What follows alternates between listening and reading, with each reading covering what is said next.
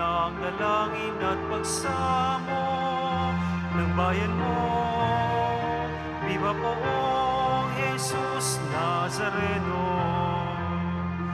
Tayo ngayon ay nagtipon at samahin ang buong. Magdiwang tayo sa ating debosyon, purihin ang Panginoon. Viva poong Jesus Nazareno, awit at papuri, alay namin sa iyo. Dinggin ang dalangin at pagsamo ng bayan mo. Viva poong Jesus Nazareno. Sa ngalan ng Ama at ng Anak at ng Espiritu Santo. Amen. Ang pagpapala ng ating Panginoong Jesucristo, ang pag-ibig ng Diyos Ama at ang pakikipagkaisa ng Espiritu Santo naway suma inyong lahat. At sa maiyo rin. Ang ating sagradong pagdiriwang, paggunita kay Santa Teresa ng Avila, dalaga at pantas ng simbahan. Siya'y isang karmelitang madre. Tinuturo niya ang kahalagahan ng taimtim na panalangin, meditasyon, kontemplasyon, isang banal na kaugnayan sa Kanya. At ngayon din ay Biyernes, araw na mahalaga para sa ating komunidad dito sa Quiapo. Tayo po'y lumalapit, tayo po'y nagpepresenta, inilalahad natin ang nilalaman ng ating puso, hindi lamang bilang individual, kung hindi magkakapatid sa komunidad, upang tayo paboran, upang tayo tugunan, upang sagutin ng Kanyang oo ang ating mga hinihiling sa Kanya. Mga kapatid, aminin po natin ang ating mga kasalanan upang tayo maging marapat gumanap sa banal na pagdiriwang. Inaamin ko Sa makapangyarihang Diyos at sa inyong mga kapatid, na lubha akong nagkasala sa isip, sa salita at sa gawa, at sa aking pagkukulang. Kaya'y sinasamo ko sa mahal na Birheng Maria, sa lahat ng mga anghel at mga banal, at sa inyong mga kapatid, na ako'y ipanalangin sa Panginoong ating Diyos. kaawaan tayo ng makapangyarihang Diyos. Patawarin tayo sa ating makasalanan at patnubayan tayo sa buhay na walang hanggan. Amen. Panginoon, kaawaan mo kami. Panginoon, kaawaan mo kami. Kristo, kaawaan mo kami. Kristo, kaawaan mo kami. Panginoon, kaawaan mo kami. Panginoon, kaawaan mo kami. Manalangin tayo. Ama naming makapangyarihan, ang iyong Espiritu ay siyang nagbunsod kay Santa Teresa upang magpamalas ng landas na dapat kamping kaganapan ng sambayanan. Ipagkalo mong kami ay laging magsalo sa itinuro niyang galing sa iyo at mag-alab ang hangaring maging tagapagtaglay ng tunay na kabanalan mo sa pamamagitan ng Kristo kasama ng Espiritu Santo magpa sa walang hanggan. Amen. Magsiupo na po ang lahat. Pagbasa mula sa sulat ni Apostol San Pablo sa mga taga-Roma. Mga kapatid, tungkol naman kay Abraham na ating ninuno, ano ang masasabi natin? Ano ang kanyang karanasan tungkol sa bagay na ito? Kung siya'y pinawalang sala dahil sa mga gawa, maipagmamalaki siya. Ngunit wala siyang maipagmamalaki sa paningin ng Diyos, sapagkat sinasabi ng kasulatan, nanalig sa Diyos si Abraham dahil dito, Siya'y pinawalang sala ng Diyos. Ang ibinibigay sa taong gumagawa ay hindi ibinibilang na kaloob, kundi upa. Datapwat ang hindi gumagawa, kundi nananalig sa Diyos na nagpapawalang sala sa makasalanan, ay pinawalang sala dahil sa kanyang pananalig. Kaya't tinawag ni David na mapalad ang taong pinawalang sala nang di dahil sa mga gawa. Mapalad, yaong ang mga pagsuway ay ipinatawad na at ang mga kasalanay napawi na. Mapalad ang tao na ang mga kasalanan ay nilimot na ng Panginoon. Ang salita ng Diyos. Salamat sa Diyos. Sa iyong tulong at pagtubos, ako'y binigyan mong lugod. Sa iyong tulong at pagtubos, ako'y binigyan mong lugod. Mapalad ang tao na pinatawad na yaong kasalanan at nalimot na rin ang kanyang nagawang mga pagsalansang. Mapalad ang taong sa harap ng poon ay di naparatangan, dahilan sa siya ay di nagkasala at hindi nanlinlang. Sa iyong tulong at pagtubos, ako'y binigyan mong lugod. Ako ay lumapit sa iyong harapan at salay inamin. Ang aking ginawang mga pagsalansang di ko inilihim. Pinagpasyang kong ang lahat ng ito sa iyo'y idaing, at aking natamo ang iyong patawad sa sala kong angkin.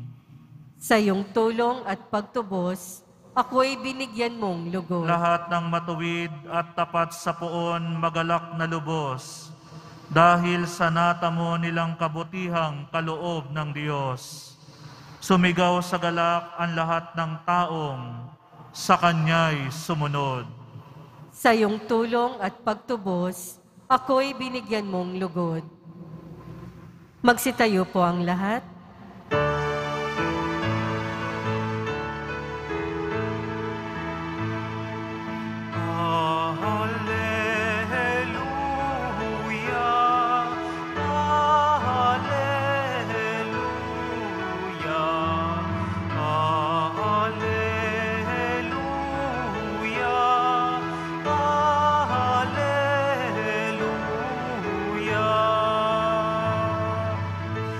Diyos na maaasahan, kami iyong kaawan, kalingain at damayan.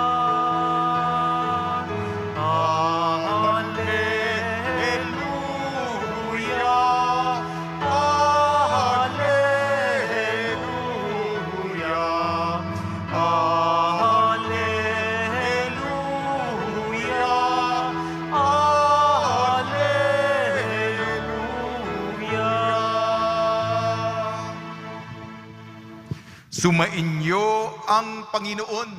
At sumaiyo rin. Ang mabuting balita ng Panginoon ayon kay San Lucas. Papuri sa iyo, Panginoon. Noong panong yon, samantalang dumaragsa ang libu-libong tao, ano pat nagkakatapakan sila, nagsalita muna si Jesus sa kanyang mga alagad, mag-ingat kayo sa lebadura ng mga Pariseo. Ito'y mga pagpapaimbabaw. Walang natatago na hindi malalantad at walang nalilihim na hindi mabubunyag. Anumang sabihin ninyo sa dilim ay maririnig sa liwanag. Anumang ibulong ninyo sa mga silid ay ipagsisigawan. Sinasabi ko sa inyo, mga kaibigan, huwag ninyong katakutan ng mga pumapatay ng katawan. At pagkatapos wala nang magagawa pa. Sasabihin ko sa inyo kung sino ang dapat nyong katakutan. Katakutan ninyo yaong pagkatapos na pumatay ay may kapangyarihang pang magbulid sa impyerno. Sinasabi ko sa inyo, ang Diyos ang dapat inyong katakutan. Hindi ba ipinagbibili sa halagang 2 pera lamang ang 5 maya? Gayunman, kahit isa sa kanay hindi pinababayaan ng Diyos. Maging ang buhok ninyo'y bilang ng lahat. Kaya huwag kayong matakot. Higit kayong mahalaga kaysa mga maya. Ang mabuting balita ng Panginoon.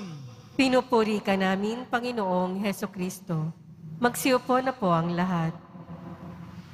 Ngayong Biyernes na mahalaga sa ating komunidad dito sa Quiapo, binabati po namin kayo sa pagpapala, pagbibidisyon, pagbibiyaya, pagkakaloob ng napakaraming grasya mula sa ating napakabait na Nuestro Padre Jesus Nazareno. Kahapon po, may dumating dito upang magpasalamat. Tumulong pa sa ating mga pag-aayuda. Sapagkat buong pamilya nila taga Caloocan. Pati yung isang anak, may pamilya din. Naapektuhan din. Gumaling lahat sila. Mula lolo hanggang apo, gumaling. Kaya nagpapasalamat sa Panginoon. Sa ating pong Jesus Nazareno, pumunta at nagpasalamat. Gayon po tayo mga kapatid. Hindi lamang dito tayo pumupunta ng kanya-kanya, kung hindi, kung ano nangyayari sa isa ng kalungkutan, kalungkutan din natin. Ang kagalakan ng isa, kagalakan natin. Tayo yung mga magkakapatid, isang komunidad ng Poong Jesus Nazareno. Palakasin tayo ng salita ng Diyos. Sinusubaybayan natin ang sulat ni San Pablo Apostol sa mga taga-Roma. Roma, nagtatatag po si San Pablo ng isang Kristiyanong komunidad dito. Sa kilalang sibilisasyon noon, ang Roma ang pinaka-sentro, pinaka-kabisera. At ang mabuting balita, hindi lamang nag-alay si Jesus ng buhay para sa isang piniling bayan, mga Israelita, kung hindi, buong sangkatauhan, universal ang kanyang kaligtasan. At ang pahayag ni San Pablo, pinagpala ang taong pinatawad. Siguro, milyong beses nyo nang narinig ang kapatawaran. Pero tayong may karanasan ng utang. Di ba may binabayaran ka? Pandemya ngayon. Mabayaran mo ito. Wala ka namang sweldo. Wala ka namang kita. Bayaran mo ito. Nagkakapatong-patong na. Kailangan ito, mga pangangailangan. Kung hindi mo bayaran, puputulan ka. Utang. Ang pagpapatawad ng utang, kaya sa mga material na bagay yan, yung utang na psikolohikal, ang utang na pangtao, yung utang na emosyonal, pinatawad na yan. Kung niligtas ka, kaginhawaan, kaluwagan ng damdamin, sa wakas. Isa pang pagpapaliwanag ni San Pablo, ukol dito, pinagpala ang taong natakpan ang kasalanan. Tayo, di ba? Minsan nagawa natin ang mga kahiya-hiya, kasuklam-suklam. Lalo ngayon sa social media, yung tinatawag na sa Ingles na public shaming. Parang, di ka na makalabas ng bahay. Alam na yung pangalan mo. Alam na ng mukha mo. Kahiya-hiya. Pinagtatawanan ka. Ang pagpapatawad, pagtatakip, natakpan na ang iyong kahihiyan, pwede ka nang lumabas ng bahay at normal na pamumuhay. Isa pa, ang pamamaraan ni San Pablo, pinagpala ang tao, ang kasalanan ay kinalimutan. Alam niyo ba yung karanasan na, sige, nakikipag-ugnayan ako sa iyo. Pero sa loob-loob ko meron akong alam dito. Kahit na anong gawin mo, nabahira na, naiba na, may lamat na ang relasyon. Mahirap yun, hindi ba? May alam. Kaya nga, kung sabihin, pinagpala ang taong ang kasalanan ay kinalimutan, di malinis. Sariwa. Bago. Yan po ang karanasan ng kalayaan, ng pagpapatawad, tinatakpan ng kasalanan at kinalimutan. Salamat sa Kanya. Ang Ebanghelyo po, ayon kay San Lucas, sa mga sumusubaybay sa atin ng pang-araw-araw na Ebanghelyo, matapang ang salita ng Panginoon sa mga Pariseyong mapagpaimbabaw, mga hipokrito, peke, huwad, nagkukungwari. Akala mo sa panlabas magaling, banal, pero yung kalooban, kabulukan, nabubuhay ng kontradiksyon. Iba yung sinasabi, salungat sa isinasagawa. Mapagpaimbabaw, ibig sabihin mapagpapaimbabaw, mababaw. Mababaw ay palamuti, maganda, pero kabulukan, kabahuan, kabulukan ang niloloob.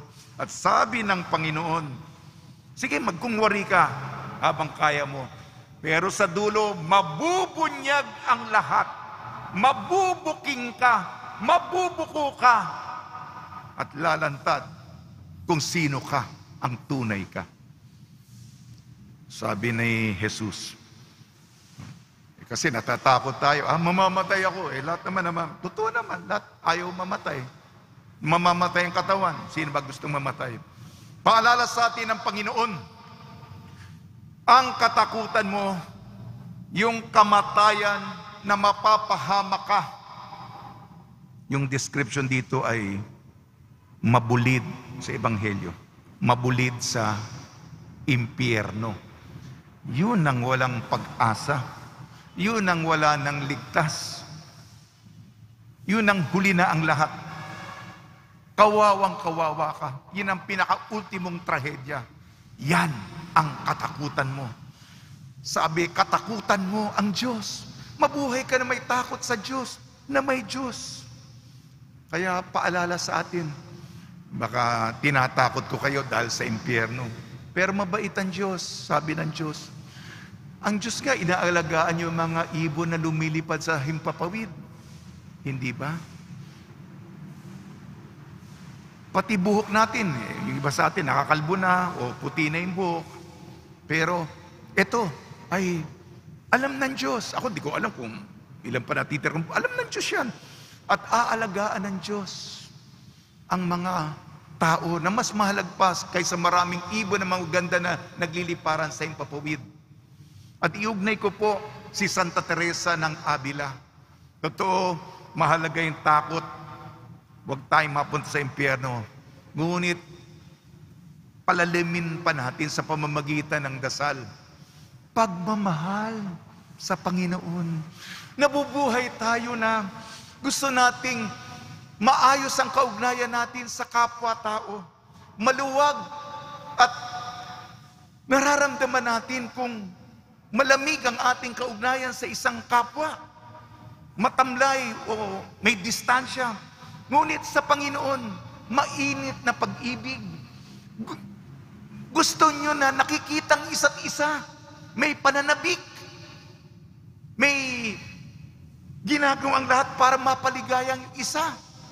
Yan ang tinuturo ni Santa Teresa ng Avila. Totoo, matakot tayo sa impyerno, huwag tayong gumawa ng masama. Pero kung ang buhay natin sa panalangin, lumalangoy tayo sa dagat ng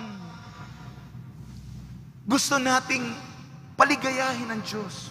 Kakaibang buhay yan at nagniningning. Yun lang po mga kapatid. Patuloy po tayo magdasal na isang salita po na lalapit na po ang ating leksyon. Ipagdasal po ng ating komunidad. Ang ating mamamayan ay makapili ng mga leader, mga pinuno ng isinasaisip ay ang kapakanan, ang ikabubuti, ang ikatataas ng landas, ang antas ng mahihirap na katayuan ng ating mga kababayan. Ipagdasal po natin ang intensyong ito. Sa tulong ni Maria, ina ng Santo Rosario ni San Jose, ni Santa Teresa ng Avila, mga santo, nawa tayo po, hindi tayo mapagpaimbabaw, maging dalisay at tunay at wagas ang ating kaugnayan sa ating Nuestro Padre Jesus Nazareno. Amen.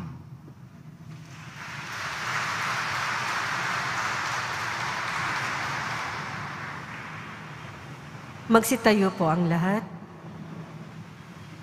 Minamahal ko mga kapatid, manalangin tayo sa Ama sa Langit na may ganap na tiwala upang maging malaya sa lahat ng nakapagpaparlisang takot at magkaroon tayo ng tapang na itatag ang kanyang kaharian.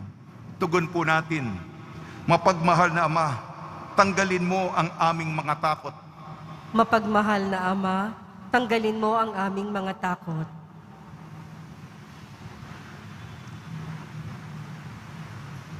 Ang mga pinuno ng simbahan naway hindi panghinaan ng loob sa mga hamon ng pagbabago at maging lalong masigasig at maalab sa paghahatid ng pagbabago at pagbabalik loob sa lipunan.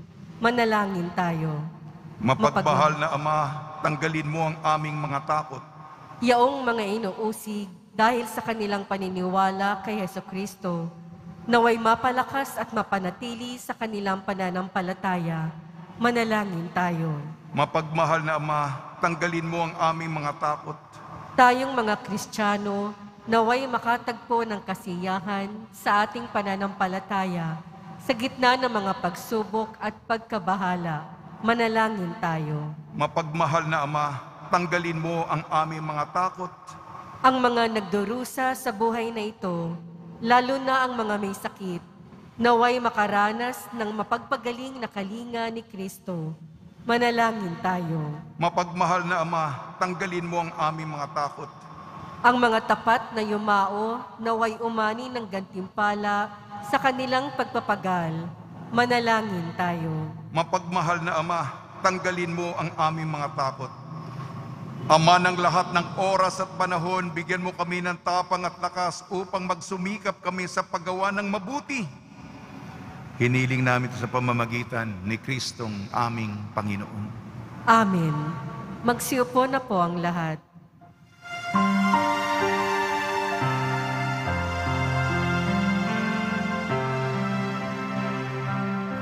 Paghahanda ng alay ay narito po.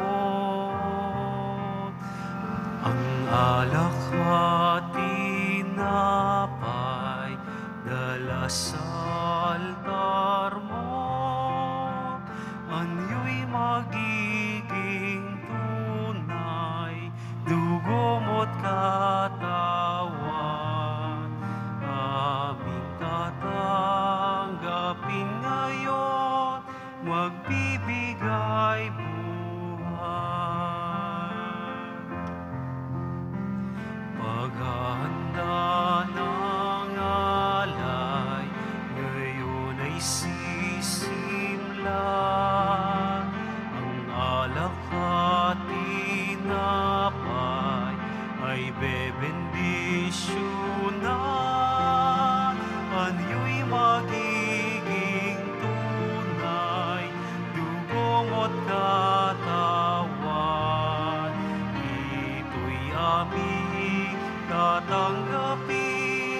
sa pakikinabang.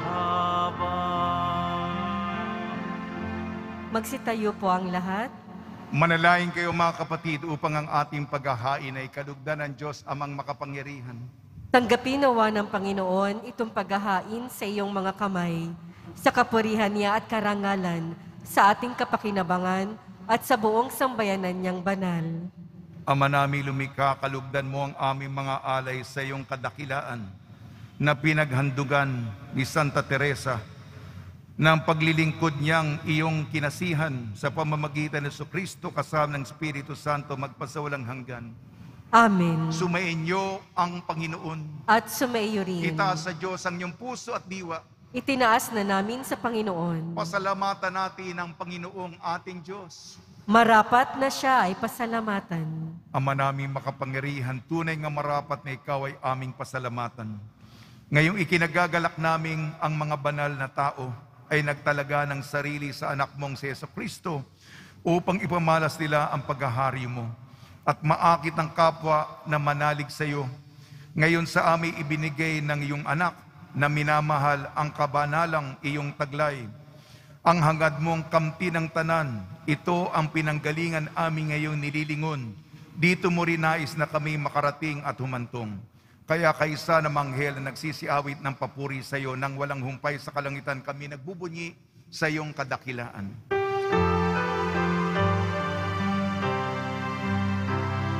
Santo, Santo, Santo, Panginoong Diyos ng mga upo, na puno ang langit at lupa ng kadakilaan mo.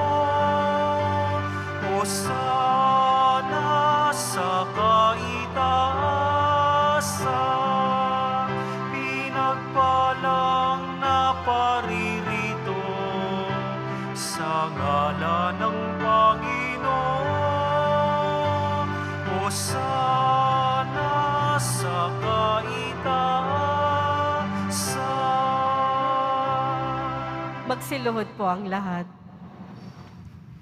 Ama naming banal, ikaw ang bukal ng tanang kabanalan. Kaya sa pamamagitan ng Espiritu, gawin mong banal ang mga kaloob na ito upang para sa amin maging katawan at dugo ng aming Panginoong Jesucristo. Bago niya pinagtiis ang kusang loob na maging handog, hinawakan niya ang tinapay. Pinasalamatan kanya, pinaghati-hati niya yon. Iniabot sa kanyang malagad at sinabi, tanggapin ninyong lahat ito at kanin. Ito ang aking katawan, niyahandog para sa inyo.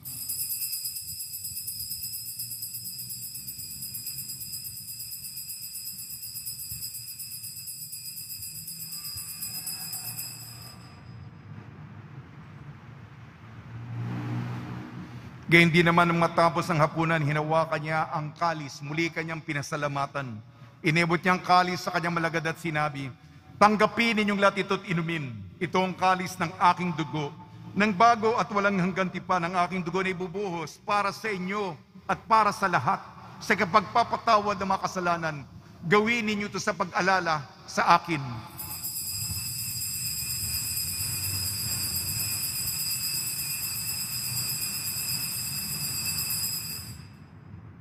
Magsitayo po ang lahat. Ipagbunyi natin ang misteryo ng pananampalataya. Si Kristo'y namatay, si Kristo'y nabuhay, si Kristo'y babalik sa wakas ng panahon. Ama, ginagawa namin ngayon ang pag-alala sa pagkamatay at muling pagkabuhay ng iyong anak. Kaya't inialay namin sa iyong tinapay na nagbibigay buhay at ang kalis na nagkakaloob ng kaligtasan. Kami nagpapasalamat dahil kami minarapat na tumayo sa harap mo para maglingkod sa iyo. Isinasamo namin kami magsasalo-salo sa katawan at dugo ni Kristo ay mabuklod sa pagkakaisa sa pamamagitan ng Espiritu Santo. Ama, lingapin mo yung simbahang laganap sa buong daigdig. Puspusin mo kami sa pag-ibig kaysa ni Francisco na aming Papa, ni Jose na aming Obispo at ng Tanang Kaparian. Alalahanin mo rin ang mga kapatid naming nahimlay na may pag-asang sila'y muling mabubuhay, gayon din ang lahat na mapumanaw, lalong-lalo na si Father Raymond Acuña. Kaawaan mo sila at patuloyin sa iyong kaliwanagan. Kaawan mo at pagitapating kaming lahat na makasalo sa iyong buhay na walang wakas, kaysa ng mahal na Birheng Maria na ina ng Diyos, ang mahal na Birhen ng Santo Rosario, ng kabiyak na puso niyang si San Jose, kaysa ng apostol ni Santa Teresa ng Avila, San Aloysius Gonzaga, San Sebastian, San Lazaro, San Roque, San Juan Bautista at ng lahat ng mabanal na namuhay dito sa daigdig ng kalugod-lugod sa iyo, may pagdiwang nawa namin ng pagpupuri sa kararangal mo sa pamamagitan ng anak na aming Panginoong Heso Kristo.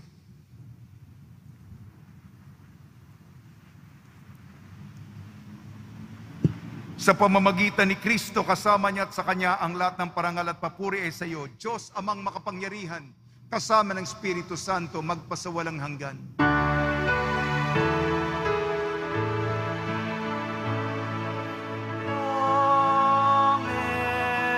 amen, amen.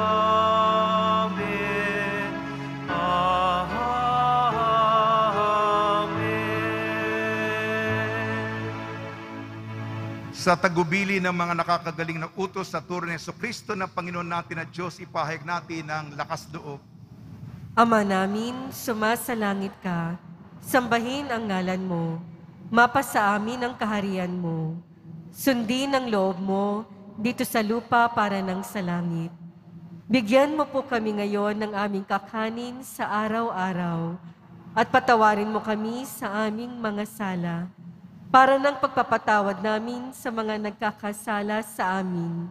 At huwag mo kaming ipahintulot sa tukso at iadya mo kami sa lahat ng masama.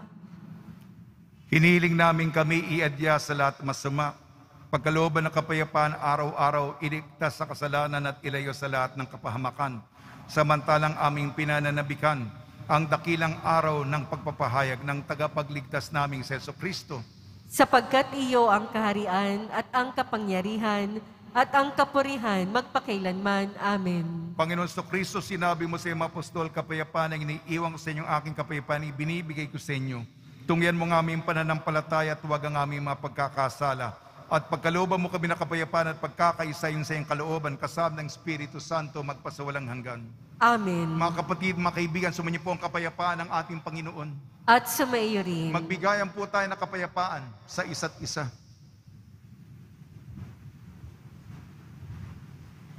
Kordero ng Diyos na nag-aalis ng mga kasalanan ng sanlibutan, maawa ka sa amin.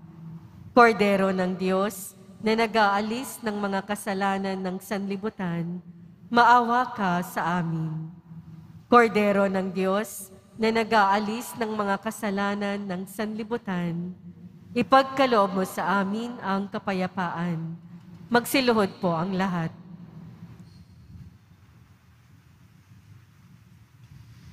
Ito ang kordero ng Diyos, ito nag-aalis ng kasalanan ng sanlibutan, mapalad ang inayayahan sa kanyang piging.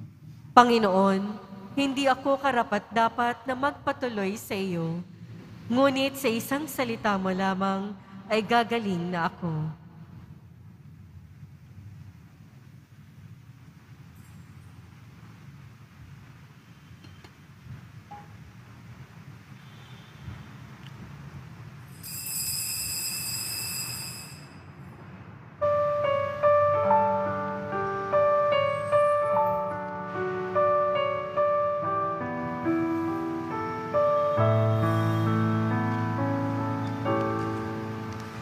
O Diyos, Ikaw ang laging hanap. Loob ko'y Ikaw ang tanging hangat. Nauuhaw ako parang tigang na lupa sa tubig ng iyong pag-aaruga.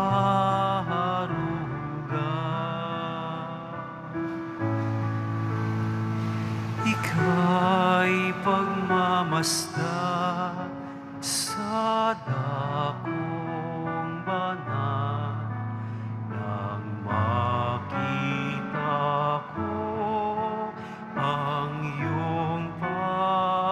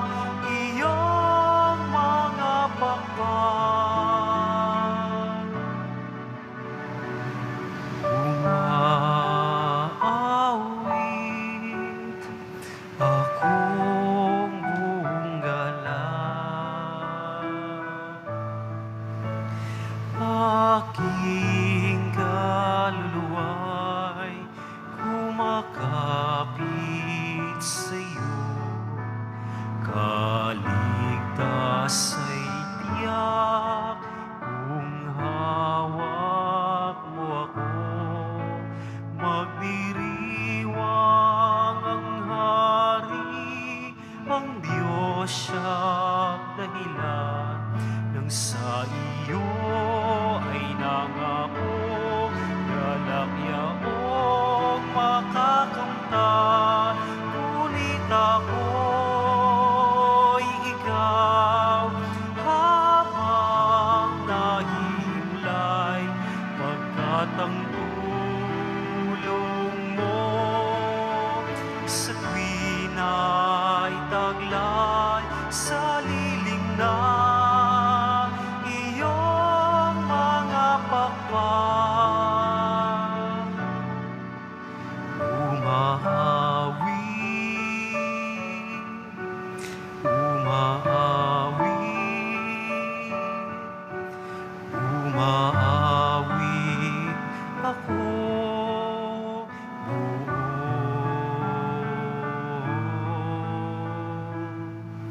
galak.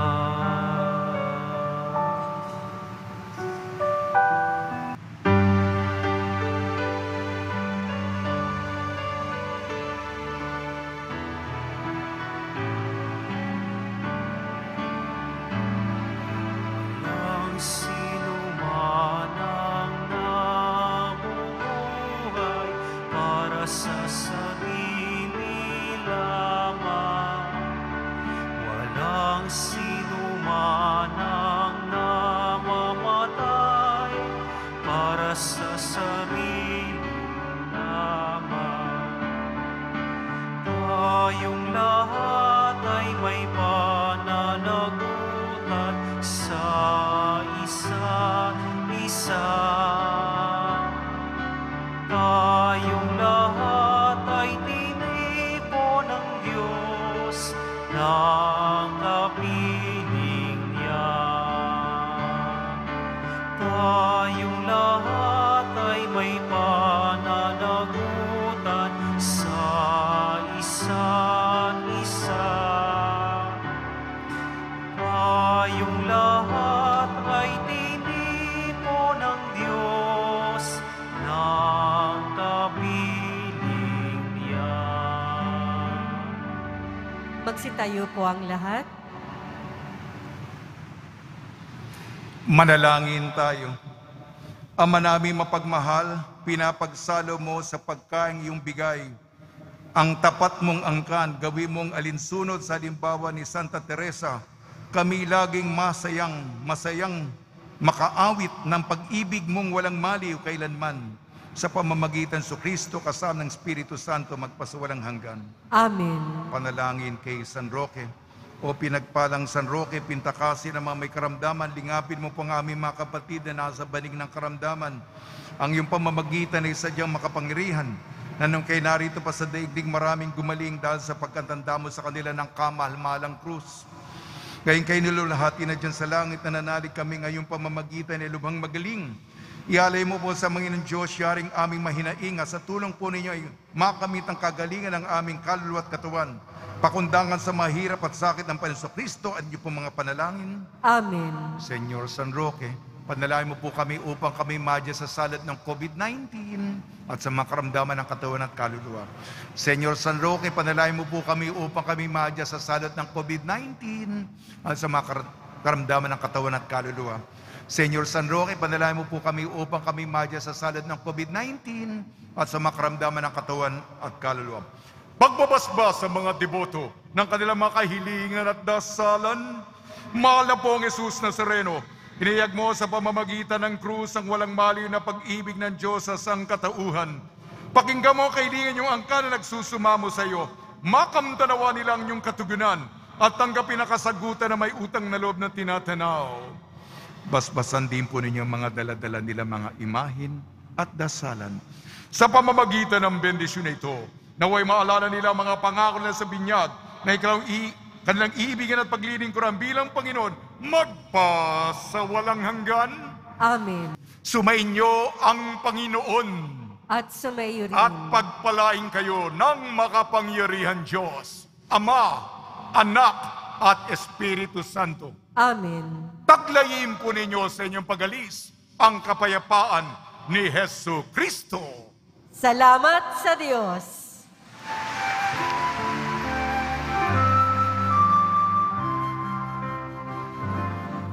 Nuestro Padre Jesus Nazareno, sinasamba ka namin, pinipinto ka namin, aral mo ang aming buhay at kaligtasan. Nuestro Padre Jesus Nazareno, iligtas mo kami sa kasalanan.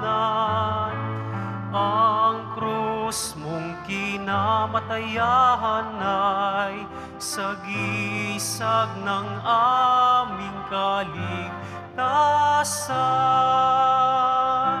Nuestro Padre Jesus Nazareno, dinarangan ka namin. Nuestro Padre Jesus Nazareno, niluluwalhati ka namin.